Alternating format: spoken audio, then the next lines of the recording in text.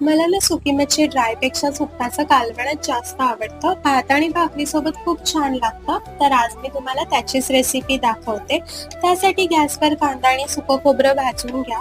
सुकट 30 second गॅसवर परतवून झाल्यावर पाण्यात 2 ते 3 वेळा स्वच्छ धुवून घ्या, म्हणजे काही कचरा असेल तर तो निघून जाईल आणि पिळून बाजूला ठेवून द्या. आता एक सुकं वाटण तयार करून घ्यायचंय. त्यासाठी मिरची, आलं, लसूण, कोथिंबीर, भाजलेलं खोबरं आणि कांदा मिक्सरला पाणी न घालता वाटून घ्या. आता फोडणीला तेलात कढीपत्ता आणि जिरा चांगला तडतडल्यावर त्यामध्ये कांदा आणि टोमॅटो थोडंसं मीठ घालून शिजवून घ्या. आता त्यामध्ये लाल मसाला, गरम मसाला, हळद आणि तयार वाटण एखाद मिनिटं परतवून घ्या. वाटण चांगलं परतल्यावर त्यामध्ये सुकट आणि गरम पाणी घालून कालवण मंद आचेवर 10 ते 15 मिनिटं शिजवून घ्या. मग थोडीशी कोथिंबीर आणि चवीपुरती कोकम घालून एखादी उकळी काढून घ्या. तयार झालंय तुमचं सुकटाचं कालवण.